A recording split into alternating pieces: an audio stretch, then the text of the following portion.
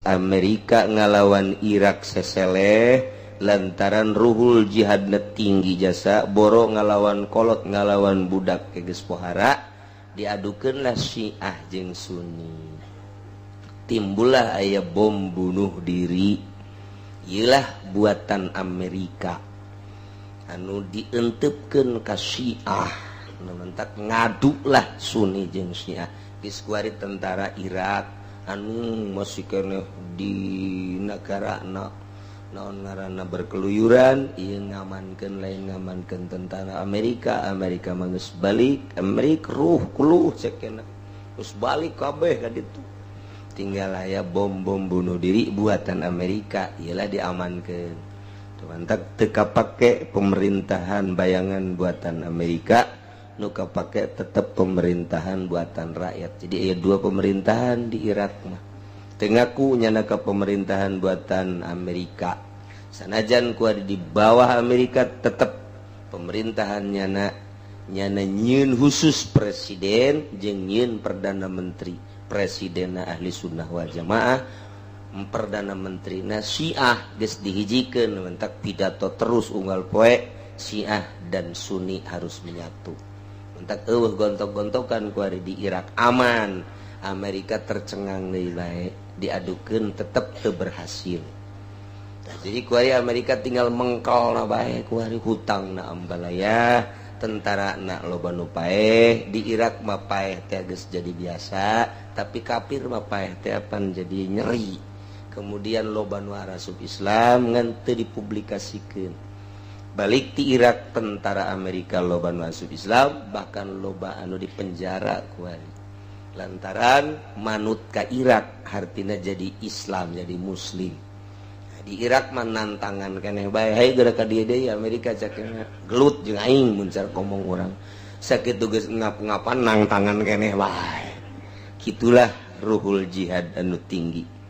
Pas datang ke Iran isuk-isuk narongton TV kabeh urang Iran aya naon isi narongton TV korenganan TV terbuka jadi najed keur adu argumentasi jeung Obama cek rakyat hari inilah penentuan antara perang dan tidak. Waduh ya mun perang aing di dieu keneh siang ngeunah ge aing aduh geus teu pareres jasa ieu kaduhung nanya aing ka sia orangna nonton TV ge jana mah kabeh teh penentuan perang jadina jeung henteu poe ieu aduh geus meurigak bulu urang ieu hayang geura ka Madinah bae lah sakoreun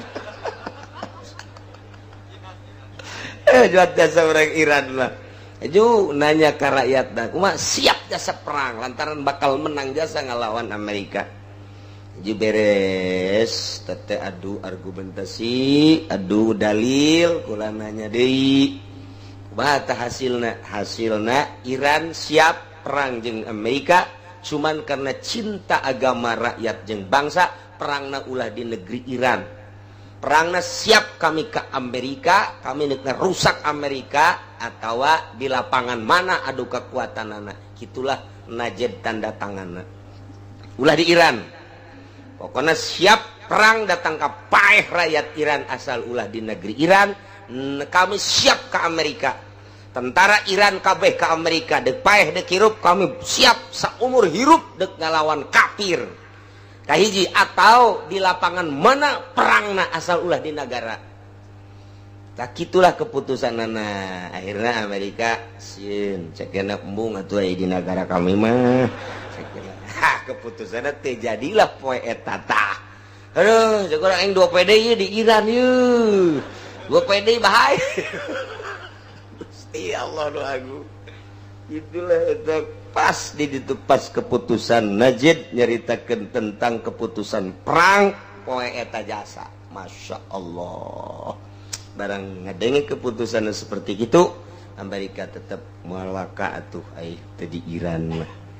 Jadi ulah nanya ke rakyat Iran kami mitip budak nu karak gede kanu dewasa ka kolot di hotel supir satu suara kabeh di Iran maka presiden Najib geus eueuh misleukna hijinya nama presiden teu boga sapatu bagus, dua teu boga jas bagus mbungen, tilu teu boga mobil bagus, opat imah nageh sederhana, dibere imah kenegaraan embung make na jadi cak rakyat na langsung ngomong, katilu nya nama ieu mobil-mobil pentaris teh dipake na teh khusus jeung urusan kenegaraan, bae urusan rakyat di luar eta teh dipake, lampu ge nya nama lampu sorangan bae, ke urusan negara kakarak make lampu negara.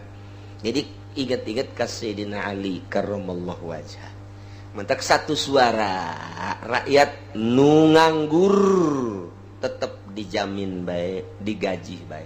Rakyat nu nganggur digaji di Iran.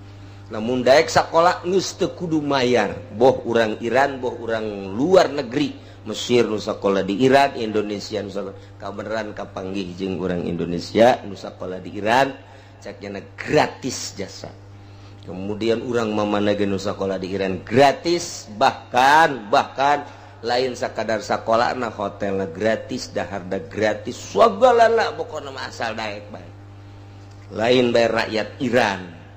Aju nanya deui ngobrol di mobil, ieu kabehan ge nu digawe di Iran mah sakadar ulah nganggur doang, sebab geus digaji ku pamarentah. Masya Allah, eta ngan boga minyak-minyakna doang. Di Indonesia mah mun geus kitu leuwih-leuwih ti kitu. Sebab naon atuh melak suweg ge jadi dangdeur di urang mah. Ya Allah, ya Rabbi, geus pokona mah nya mun nyaho ka Indonesia kos kieu atuh geus kapitaeun jasa.